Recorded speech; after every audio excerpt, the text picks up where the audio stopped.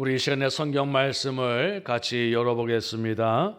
구약 성경 시편 1편 1절로 6절 말씀입니다.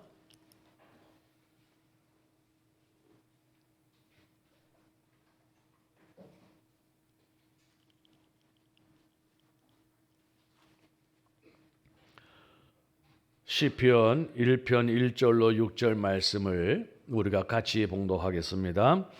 복 있는 사람은 악인들의 꾀를 따르지 아니하며 죄인들의 길에 서지 아니하며 오만한 자들의 자리에 앉지 아니하고 오직 여호와의 율법을 즐거워하여 그의 율법을 주야로 묵상하는도다. 그는 시냇가에 심은 나무가 철을 따라 열매를 맺으며 그 잎사귀가 마르지 아니함 같으니 그가 하는 모든 일이 다 형통하리로다. 악인들은 그렇지 아니하며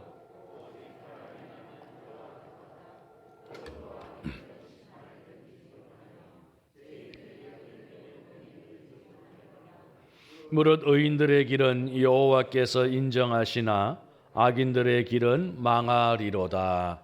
아멘. 오늘 우리가 함께 봉독한 이 시편 1편 말씀은 너무나도 유명한 말씀입니다. 아마 성경을 알고 성경을 접하는 사람들 가운데에서는 이 시편 1편의 말씀이 늘 익숙한 말씀으로 그렇게 다가오게 되어질 것입니다.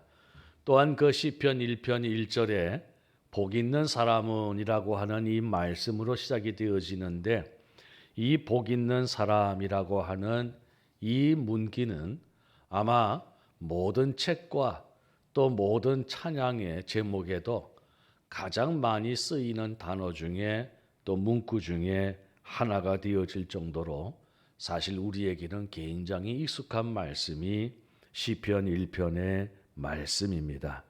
오늘 이 복 있는 사람이라고 하는 이 말씀은 원래 원어적인 의미로 보면은 그 사람의 복이여라고 그렇게 되어져 있습니다. 근데 우리가 성경을 해석하는 가운데에서 번역을 복 있는 사람이라고 그렇게 번역을 하게 되어지고 있는 것이죠. 오늘 이런 복 있는 사람에 대한 말씀을 시편에서 가장 먼저 언급을 하고 있다는 것을 또한 우리는 주목을 해 보아야 할 필요가 있습니다. 우리가 시편이 1편부터 150편까지 기록이 되어져 있지만은 사실 성경 말씀에 왜 시편 1편 복 있는 사람은이라고 하는 말씀을 가장 먼저 두었을까라고 하는 것을 우리가 한번 생각을 해볼 수가 있는 것이지요. 사실 이 시편은 굉장히 방대한 내용을 가지고 있습니다. 그것은 분량적인 것보다도 그 시편 한 편 한 편이 우리의 인생의 모든 것을 다 담고 있기 때문에 그렇습니다. 아마 우리가 70, 80, 100년의 인생을 살아가는 데 있어서 이 시편과 연관되어질 수 있는 그런 모든 상황과 모든 사건들을 우리가 만나게 되어질 것입니다. 다시 말씀을 바꾸어서 드리면 우리가 100여 년의 인생을 살아가면서 정말 얼마나 다양한 사건과 상황을 만나게 되어집니까? 그런데 그런 다양한 사건과 상황들이 사실은 이 시편 150편 앞에서 모두가 연결되어지는 그런 말씀이 바로 이 시편 150편 말씀입니다. 가난한 자는 가난한 자대로 시편의 말씀을 적용할 수 있고요. 또 부한 자는 부한 자대로 시편의 말씀을 적용할 수 있고 또 건강한 자는 건강한 자대로 또 병든 자는 병든 자대로 또 실패한 자들은 실패한 자대로 쫓겨난 자들은 쫓겨난 대로 또 우울한 자는 우려운 자로 또 불안하고 두려운 자들은 그러한 대로 얼마든지 이 시편의 말씀을 통해서 우리가 그 삶을 연계시킬 수 있다는 것이죠. 그럼에도 불구하고 오늘 그 많은 내용을 담는 이 시편의 말씀 가운데에서 가장 먼저 시편 1편 복 있는 사람이라고 시작하는 것에는 분명히 우연이 없으신 하나님께서 뜻이 계시기에 오늘 이 말씀을 그리 기록하고 계셨다는 사실을 우리가 알 수가 있게 되어지는 것입니다. 사실 이 복이라고 하는 것은 뭐 예수를 믿든지 그렇지 아니하든지 이 세상에 있는 모든 사람들에게 주어지는 가장 좋은 단어 중에 하나가 이 복이라고 할 것입니다. 오늘 우리들도 이 복에 대해서 많은 강조를 하고 있고 또 타 종교에서도 복에 대해서 많은 강조를 하고 있는 것을 우리가 볼 수가 있게 되어지죠. 그런데 조금 더 면밀히 들어가게 되어지면 타 종교에서 추구하는 복과 또 우리가 생각하는 복이 차이가 있다는 것을 알게 되어집니다. 그것의 가장 결정적인 것이 무엇이냐면 타 종교는 대부분 복이 신앙의 목적입니다. 복을 얻기 위해서 복을 받기 위해서 신앙생활을 하게 되어지는 것이죠. 그러니까 그들의 목적은 복입니다. 그런데 우리 기독교는 조금 다릅니다. 뭐 얼핏 보면은 그게 그거인 것처럼 보이긴 하나 분명한 차이는 무엇이냐면 우리들은 복이 목적이 아니고 결과입니다. 복이 목적이 아니고 결과라는 것이죠. 오늘 성경 말씀을 보면은 그것을 분명하게 적시하고 있는 것을 우리가 볼 수가 있게 되어집니다. 1편 1절에 보면은 복 있는 사람은이라고 하는 말씀이 있으면서 그 1절을 보게 되어지고 2절을 보게 되어지면 복 있는 사람의 행위가 나오게 되어집니다. 악인들의 꾀를 따르지 아니하고 죄인들의 길에 서지 아니하고 오만한 자들의 자리에 앉지 아니하고 여호와의 율법을 즐거워하여 그 율법을 주야로 묵상하는도다라고 복 있는 사람들의 삶에 대하여서 기록을 하고 있다는 것이죠. 이것을 뒤에는 무엇과 같이 사용되어지고 있냐면 의인으로 같이 사용을 하고 있습니다. 다시 말해서 복 있는 사람은 의인이라는 것입니다. 근데 그 의인은 어떤 삶을 살아가느냐 하면 악인들의 꾀를 쫓지 아니하고 죄인들의 길에 서지 아니하고 오만한 자의 자리에 앉지 아니하고 여호와의 율법을 즐거워하며 그 율법을 주야로 묵상하는 사람이라는 것이죠. 이것이 의인의 삶이고 이것이 바로 복 있는 사람의 삶이어야 한다는 것입니다. 이거를 먼저 언급하고 그 뒤에 3절에 복 있는 사람들이 받는 그 삶의 상태, 형편에 대하여서 말씀을 하고 있습니다. 그는 시냇가에 심은 나무가 철을 따라 열매를 맺으며 그 잎사귀가 마르지 아니함 같으니 그가 하는 모든 일이 다 형통하리로다라고 말합니다. 이것이 바로 의인의 삶을 살았던 자들에게 주시는 하나님의 결론이고요. 복 있는 사람이 누리는 삶의 상태라는 것이죠.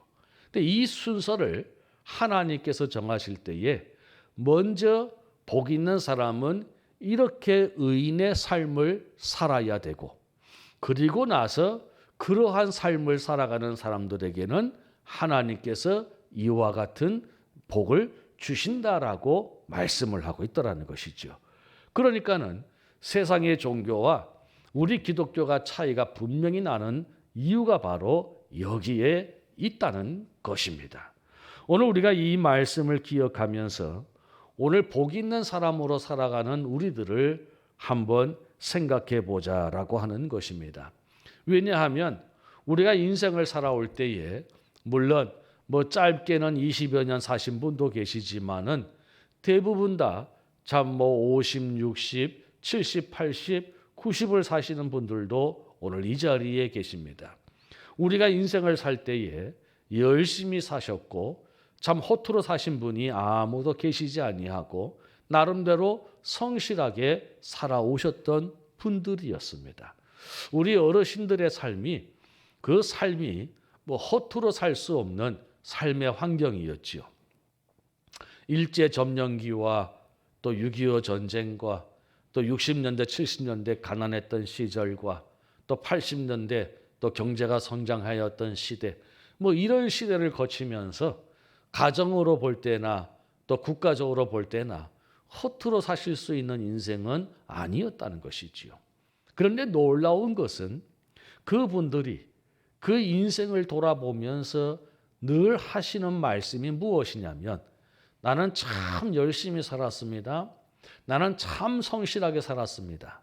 나는 좌우로 한눈 팔지 않고 살았습니다. 라고 말씀을 하셔야 되는데, 그런 말씀보다 더 귀하게 하시는 말씀이 무엇이냐면, 나는 참 열심히 살았고, 나는 참 성실히 살았고, 나는 참 힘써 살았던 것 같은데 뒤를 돌아보니까 모든 것이 하나님의 은혜였습니다.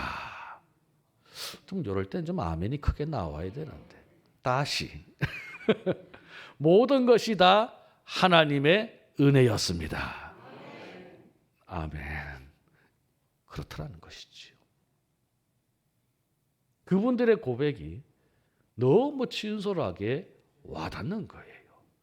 그저 방학개비처럼 뭐 이리저리 놀고 대충대충 살았던 삶을 살았던 분들의 고백이 아니고, 너무 열심히 살았던 우리 앞에 계신 어르신들의 삶이었기 때문에 그분들의 입에서 나오는 그 고백이 너무 진솔하게 와닿는 거예요. 내가 인생을 살아보니 내 열심과 내 성실과 내 계획과 내 뜻만 가지고는 되어지는 인생이 아니더라는 것입니다.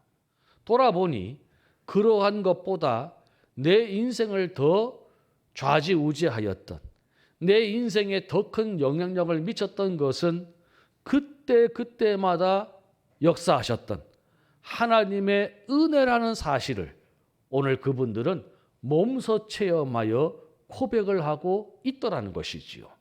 그런데 그 어르신들보다 짧은 인생을 살고 있는 우리들도 사실 돌이켜보면 그렇다는 것이죠. 하나님의 은혜라는 것입니다. 그 은혜가 우리를 여기까지 오게 했다는 것이지요. 우리는 복 있는 사람이라고 해서, 복 있는 사람은 걱정거리도 우환도 슬픔도 고통도 실패도 패배도 뭐 이런 것과 전혀 상관을 갖지 않는 사람들, 상관없는 삶을 살아가는 사람들이 복 있는 사람들이라고 생각을 합니다. 그러나 오늘 성경 말씀은 그러하지 않습니다. 복 있는 사람도 병들 수 있고요. 복 있는 사람들도 고통받을 수 있고요. 복 있는 사람도 핍박받을 수 있고요. 복 있는 사람도 실패할 수 있고요. 복 있는 사람도 주저앉을 수 있고요. 복 있는 사람도 망할 수 있고요. 복 있는 사람도 가난할 수 있습니다. 그런데 그럼에도 불구하고 그 사람이 복 있는 사람이라고 하는 것은 무엇이냐면, 하나님께서 그를 그렇게 내버려 두지 아니하신다는 것입니다. 저 깊은 수렁과 웅덩이에 빠져 있을지라도 기어이 건져내어 주시는 하나님이십니다. 어디로 갈지 무엇을 해야 할지 알지 못하여 방황할 수는 있을런지는 몰라도 하나님께서 반드시 그를 선한 길로, 제대로 된 길로 인도하시고야만은 하나님이시라는 것입니다. 때로는 로뎀나무 아래에서 내가 이제 죽어도 여한이 없습니다라고까지 하는 그를 찾아가셔서 떡을 먹이시고 물을 준비하셔서 힘을 내게 하시고 용기를 주셔서 다시 하나님의 성산에 오르게 하셨던 그 하나님이 저와 여러분의 하나님이신 줄로 믿습니다. 우리 하나님은 그런 하나님이시기 때문에 그런 은혜를 체험하면서 오늘 저와 여러분이 여기까지 올 수 있게 되어진 것입니다. 그래서 우리는 비록 세상에서 유명하지 아니하고 무명한 자로 살아가고, 우리는 명망이 있고 가문에 있는 자들이 아니라 우리는 연약한 자들이고, 우리는 지혜롭지 아니하고 우리는 무식한 자라 할지라도 오늘 그런 우리들이 자신 있게 세상을 향하여서 나는 하나님의 복 있는 사람이라고 외칠 수 있는 것은 오늘 여기까지 우리의 삶의 순간순간마다 때때마다 곳곳마다 베푸신 그 은혜로 살아갈 수 있도록 역사하여 주신 하나님이 우리의 하나님이시기 때문에 우리는 그런 고백을 할 수 있는 줄로 믿습니다. 우리는 그래서 한 가지 깨닫습니다. 무엇을 깨닫냐면 세상에 아무리 뛰어난 스펙을 가지고 좋은 조건을 가지고 살아간다 할지라도 그러한 것들이 하나님의 복을 이길 수 없다는 것입니다.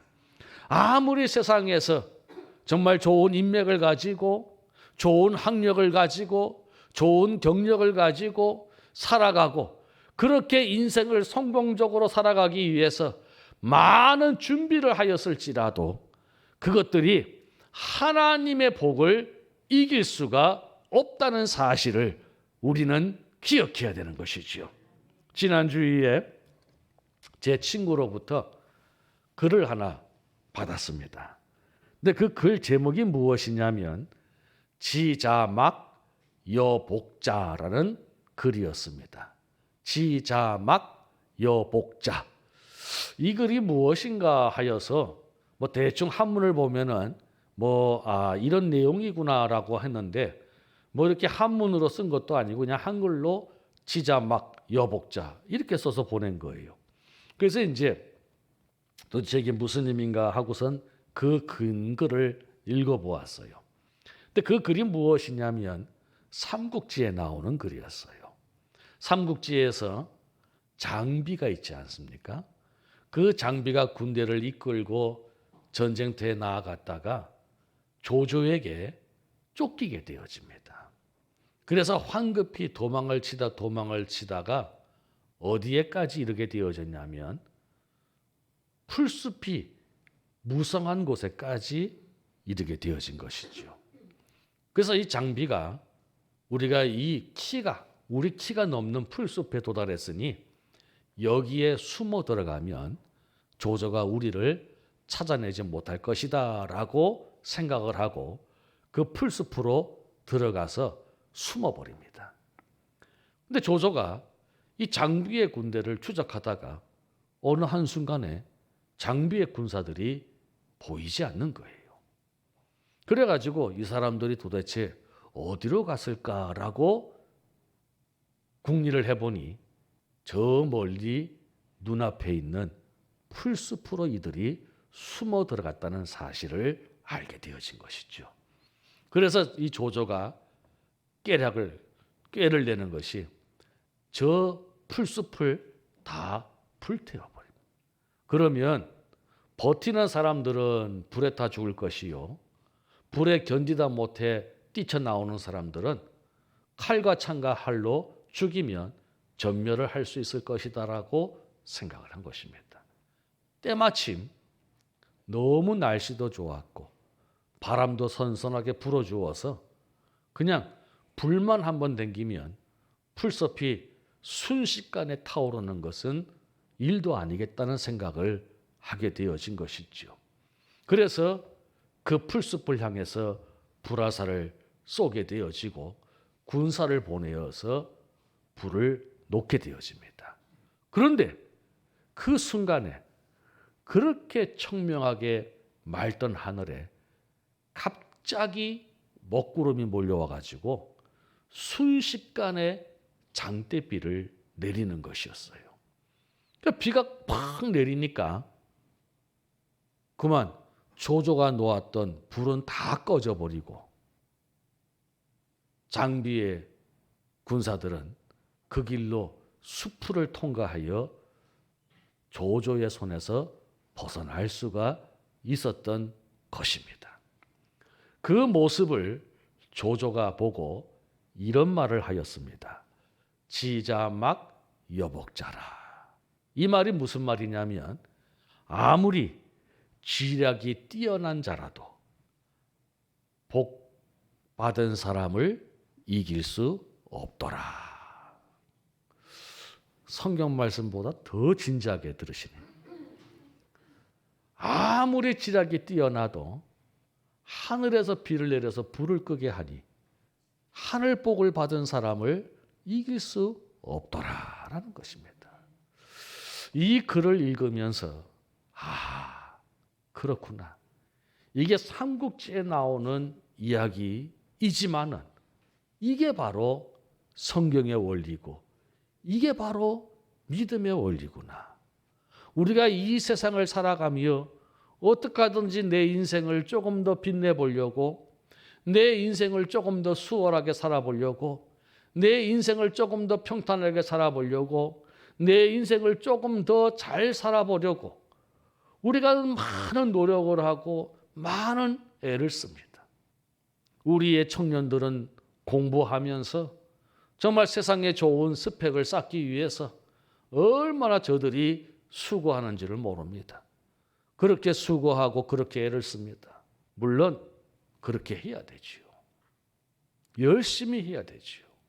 그러나 오늘 그럼에도 불구하고 우리에게 꼭 기억해야 될 것, 절대 잊어버리지 말아야 될 것은 아무리 내가 이 세상에 좋은 조건을 구비한다 할지라도 결국은 그 위에 하나님의 복이 함께 하셔야 된다는 사실을 기억하시기를 바랍니다. 세상 사람들은 자신들이 노력하고 애쓰는 대로 받은 결과를 따라서 살아가면 됩니다. 그런데 우리들 하나님의 사람들은 하나님께서 하늘의 복을 받고 살아가도록 우리에게 역사하셨다는 것입니다. 우리는 그 사실을 잠시도 잊고 살아가면 안 된다는 것을 기억하시기를 바랍니다. 그 옛날 이스라엘 백성들이 가나안 땅에 들어가기에 바로 앞서서 하나님께서 모세에게 말씀하신 것이 오늘 이스라엘 백성들에게 이것을 알게 하라. 너희가 들어가야 할 땅은 애굽 땅과 다르게 하늘에서 내리는 비를 흡수하는 땅이다라고 말씀을 합니다. 애굽 땅에서는 어떻게 했냐면 워낙 물이 풍부하니까 그저 수로를 밟기만 하면은 논밭에 물을 대서 농사를 지을 수가 있었어요. 정말 자기가 부지런하고 근면하고 성실하면 그냥 시도 때도 없이 농사를 지을 수 있었던 것이 애굽 땅이었어요. 그런데 너희들이 들어가야 할 가나안 땅은 하늘에서 내리는 비를 흡수해야만 하는 땅이에요. 물이 없어요. 농사를 짓 때 하늘에서 씨를 파종할 때에 필요한 이른비를 내려주어야만 씨앗이 발화를 할 수 있고요. 마지막으로 물을 머금고 곡식이 탄탄하게 연결어야만 하는 늦은 비를 내려주셔야만 추수를 할 수가 있게 되어지는 거예요. 그러니까 하나님께서 애굽에서 가나안 땅으로 옮기신 이유는 이스라엘 백성들의 삶의 방식을 완전히 바꾸신 거예요. 애굽 땅에서는 내가 열심히 살아가면 열심대로 살아갈 수가 있었어요. 근데 가나안 땅은 내가 열심히 살아간다고 해도 한계가 있어요. 왜? 하늘이 때를 맞추어서 이른 비와 늦은 비를 내려주셔야만이 살아갈 수 있어요. 하나님의 은혜로 하늘의 복으로 살아가라는 것입니다. 오늘 저와 여러분들은 저 교회 밖의 세상에서 교회 안으로 오신 분이십니다. 어떤 의미에서는 애굽 땅에서 가나안 땅으로 들어오신 분들이라는 얘기입니다. 그러면 하나님께서 저와 여러분에게 요구하시는 삶의 방식이 있죠. 하늘에서 내리는 비를 바라보고 살아라는 것입니다. 때를 따라서 이른 비와 늦은 비로 내려 주시는 그 비를 따라서 우리가 살아가라는 것입니다. 애굽 땅에서는 내가 오늘 피곤하면 내일 수로에 가서 수차를 밟아가지고 물을 끌어올리면 됩니다. 애굽에서는 내일 내가 무슨 중요한 일이 있으면 오늘 먼저 가서 물을 땡겨 오면은 농사를 지을 수 있습니다. 그런데 가나안 땅은 그게 안 되는 거예요. 하늘에서 오늘 비가 내려오는데 내가 오늘 바쁘다고 농사를 안 지을 수 없다는 것입니다. 내가 내일 중요한 일이 있다고 오늘 비도 내리지 않는데 나아가서 농사 지을 수 없다는 것입니다. 철저하게 하늘의 움직임을 따라서 반응하도록 살아가는 것이 가나안에서의 삶의 원칙입니다. 오늘 하나님께서 우리에게도 그러한 삶을 살아가기를 요구하고 계시는 것이죠. 내가 열심히 살아가고 성실히 살아가되 그 위에 하나님의 복이 임하여야 할 줄로 믿습니다. 오늘 저와 여러분은 그런 의미에서 우리는 복 있는 사람이 되어야 하는 거예요. 앞서 말씀을 드린 것처럼 시편 1편부터 150편까지 우리 인생의 모든 것을 다 담아내는 시편이지만 왜 시편은 그 1편 1절에 복 있는 사람을 가장 먼저 서두에 두었을까 하는 것이지요. 오늘 우리가 어떤 인생을 살아가든 우리가 어떤 환경을 만나든 시편 150편에 기록되어져 있는 그 인생의 모든 환경과 상황과 사건과 여건 가운데 살았을지라도 오늘 그것을 이길 수 있는 것은 하나님의 복 있는 사람으로 살아가라는 것입니다. 그래서 오늘 1편 1절에 복 있는 사람에 대한 말씀을 시작하고 있는 것이지요. 그런데 우리가 다시 한번 상기해야 될 것이 앞서 말씀을 드린 것처럼 내가 하나님의 복 있는 사람으로 살아가기 위해서는 다른 어떤 종교들처럼 그저 그 앞에 나아가서 아이고 복 주세요, 복 주세요, 복 주세요 이렇게만 해갖고 해결되어질 문제는 아니라는 것입니다. 왜냐하면 그분들은 복을 받는 것이 그 앞에 나아가는 목적이기 때문에 그렇습니다. 근데 우리는 목적이 아니고 결과라고 말씀을 드렸습니다. 정말 우리의 삶 속에 나의 열심과 나의 성실을 뛰어넘는 하나님의 복이 임하시기를 원하신다면 오늘 의인의 삶을 사시기를 바랍니다. 그러면 하나님께서 반드시 우리에게 여호와의 복을 허락하여 주실 줄로 믿습니다. 이것은 내 인생뿐만이 아니라 우리의 자녀들과 우리의 후대들에게도 반드시 가르쳐 주어야 될 것이에요. 반드시 가르쳐 주어야 될 것이. 야야, 네가 참 열심히 공부하고 학원 다니고 기술을 배우고 자격증을 따고 공부를 더 많이 하고 세상에 좋은 조건을 가져서 남들보다 아닌 남들만큼이라도 그들이 가는 길을 가고자 하는 것은 참 귀하나. 아버지가 인생을 살아보니 엄마가 인생을 살아보니 우리가 재벌처럼 정치가처럼 아니면 사회 지도자처럼 그렇게 사는 인생은 아니더라도 지나온 날을 돌아보니 하나님께서 복을 주셔야 되겠더라. 하나님께서 복을 주셔야 되겠더라. 너도 하나님의 복을 받는 자가 되거라. 너도 하나님의 복을 받는 자가 되거라. 그것이 우선이고 그것이 먼저이더라. 조금 세상의 기준으로 볼 때는 부족하고 조금 세상의 기준으로 볼 때는 약하고 조금 세상의 기준으로 볼 때는 낮아도 거기에 하나님의 복이 채워지니 되더라. 거기에 하나님의 복이 임하시니 되더라. 오늘 이것을 나를 향한 고백은 물론이요 내 자녀들에게도 고백할 수 있는 저와 여러분 되시기를 바랍니다. 하나님의 복 있는 사람으로 살아가는 것. 이것이 어쩌면 우리에게 가장 성공한 인생이고 우리가 가장 은혜로운 삶을 살아가는 결과인 것입니다. 앞서 말씀을 드렸습니다. 복 있는 사람이라고 해서 우환질고 없는 거 아닙니다. 복 있는 사람이라고 해서 실패 없고 낙방 없는 거 아닙니다. 똑같이 고난 당할 수 있고 어려움 당할 수 있습니다. 그러나 복 있는 사람은 하나님께서 그 모든 것들을 전화위복으로 삼아주실 줄로 믿습니다. 그래서 다윗이 놀라운 고백을 합니다. 어떤 고백을 하냐면 그가 사울에 의하여서 자기를 도와주었던 제사장과 그 동네의 사람들이 모두 몰살을 당하는 어마어마한 비극을 만나게 되어집니다.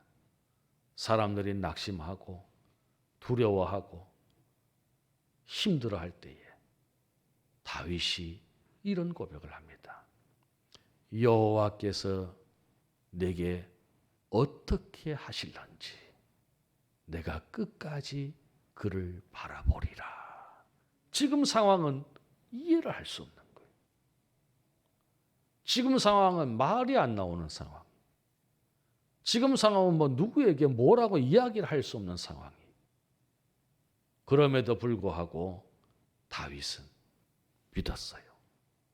이 비극이, 이 고통이 비극으로 고통으로 끝나지 아니하고 반드시 하나님께서 선으로 역사하여 주실 것을 믿었어요.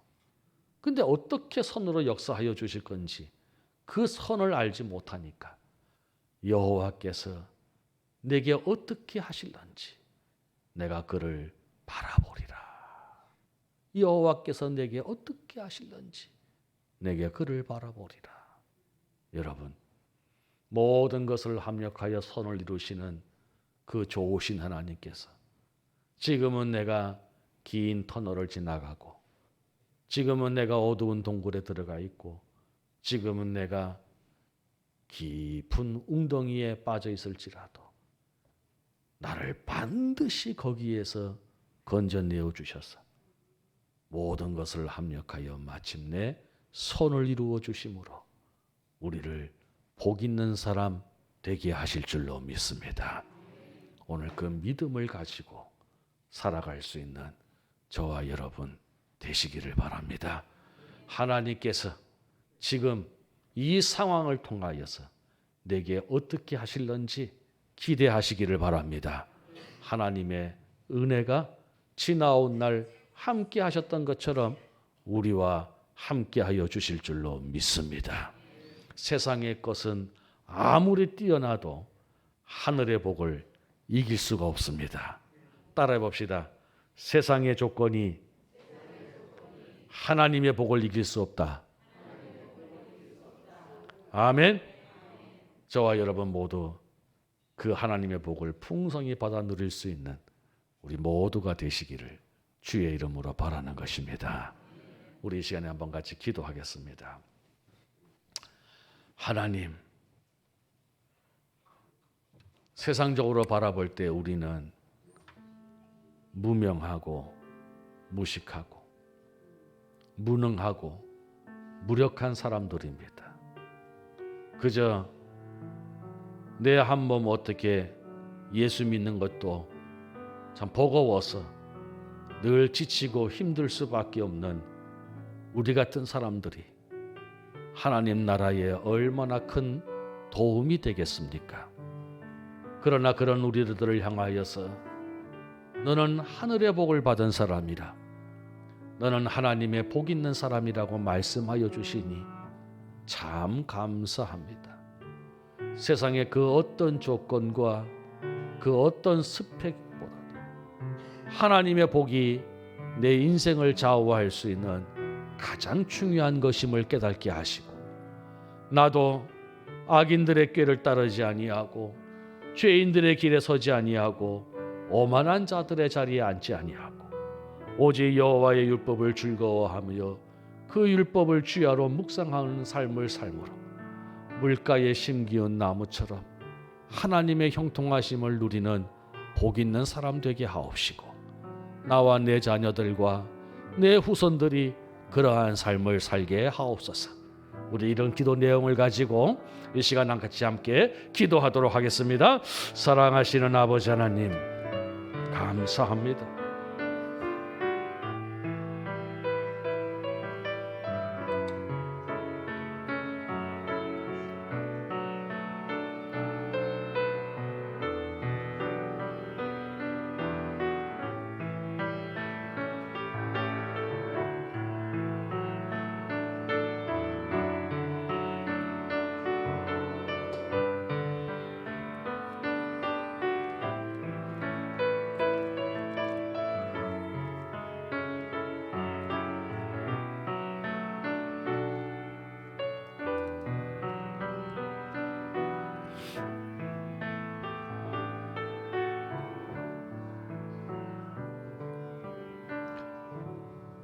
사랑이신 아버지 하나님, 감사합니다.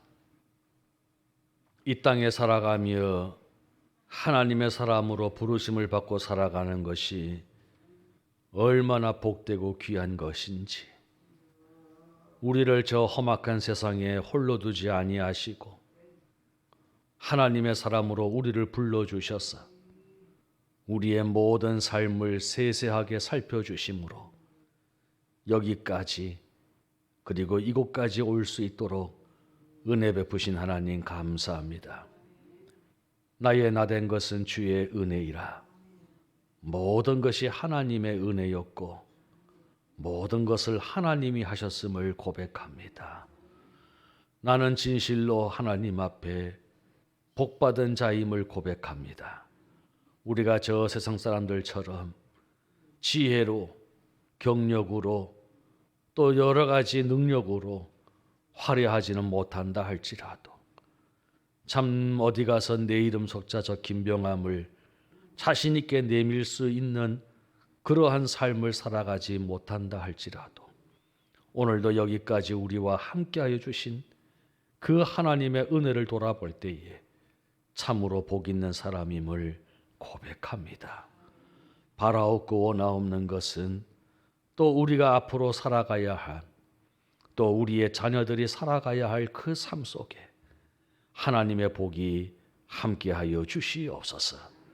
저들이 세상의 조건과 세상의 스펙만을 위하여서 살아가는 인생이 되지 말게 하여 주시옵시고, 어찌든지 의인의 삶을 살아서 하나님께서 저들을 물가에 심은 나무와 같게 하여 주시며 가뭄 때에도 잎이 청청하고 풍성한 열매를 맺으며 그 앞길이 항상 형통할 수 있도록 복을 허락하여 주시옵소서.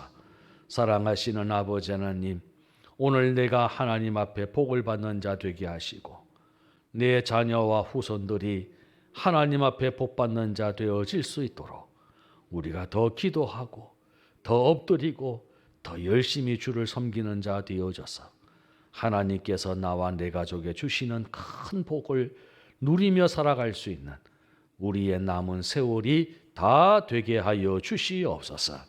오늘 이 시간에 하나님 앞에 귀한 예물을 드리는 손길들을 기억하여 주시옵시고, 아버지 하나님께서 그 마음의 중심과 그 삶의 열매를 함께 받으셔서 기뻐하심으로 하나님께서 복되게 하시는 삶을 경험하게 하여 주시옵소서. 오병이어를 제공하는 가정이 있습니다. 슬픔을 맞이하였지만 주께서 크게 위로하여 주시옵시고 다시 한번 힘주시고 용기 내어 주셔서 믿음의 경주를 잘 감당할 수 있는 가정 되게 하여 주시옵소서. 오늘도 사랑하시는 주의 종들의 가정에 그리고 그 생업에 40가지 복을 부어주실 줄로 믿사옵고 우리 구주 예수님의 이름으로 기도드리옵나이다. 아멘.